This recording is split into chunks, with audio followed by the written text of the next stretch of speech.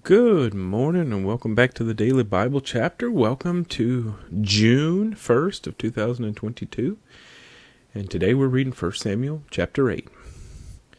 Now it came to pass when Samuel was old that he made his sons judges over Israel.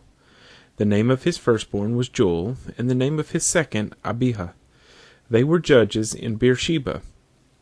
But his sons did not walk in his ways. They turned aside after dishonest gain, took bribes, and perverted justice.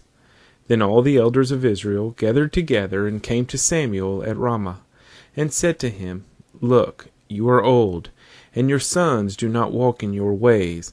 Now make us a king to judge us like all the nations. But the thing displeased Samuel when they said, Give us a king to judge us. So Samuel prayed to the Lord, and the Lord said to Samuel, Heed the voice of the people in all that they say to you. For they have not rejected you, but they have rejected me, that I should not reign over them. According to all the works which they have done since the day that I brought them up out of Egypt, even to this day, with which they have forsaken me and served other gods, so they are doing to you also. Now therefore, heed their voice. However, you shall solemnly forewarn them, and show them the behavior of the king who will reign over them. So Samuel told all the words of the Lord to the people who asked him for a king. And he said, This will be the behavior of the king who will reign over you. He will take your sons and appoint them for his own chariots, and to be his horsemen, and some will run before his chariots. He will appoint captains over his thousands and captains over his 50s, will set some to plow his ground and reap his harvest, and some to make his weapons of war and equipment for his chariots. He will take your daughters to be perfumers, cooks, and bakers, and he will take the best of your fields, your vineyards, and your olive groves, and give them to his servants. He will take 1/10 of your grain in your vintage, and give it to his officers and servants. And he will take your male servants, your female servants, your finest young men, and your donkeys, and put them to his work. He will take 1/10 of your sheep, and you will be his servants. And you will cry out in that day because of your king whom you have chosen for yourselves, and the Lord will not hear you in that day.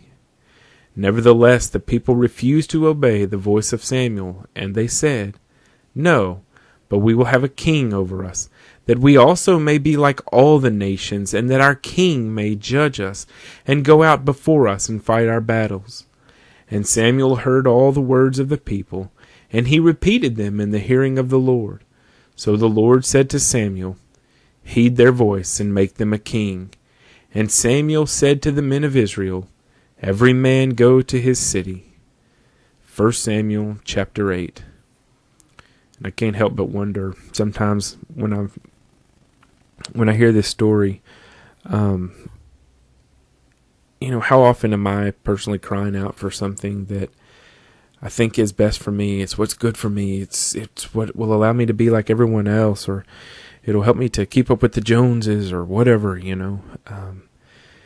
And how many times is God telling me, like, in all that good that you see, there's also some things that you don't see that I know, and it's not as good and glorious as you may think it is. And so I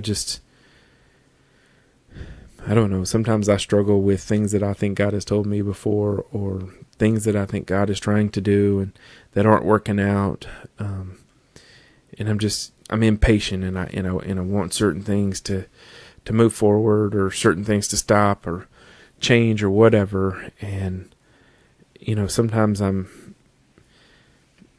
not angry with God, but I'm like, God, why is this taking so long? Or why, how is this pleasing you? Or how is this, how is this good if it's not what you're telling me? And, I think this kind of plays into that, where,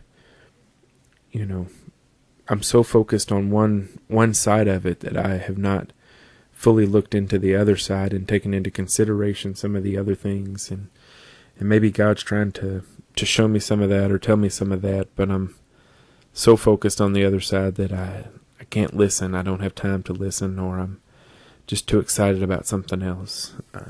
But anyway, that's that's what I was thinking about as I read through that, the scriptures today. And thank you for joining me today, and I hope that you will join me tomorrow as well. Have a great day.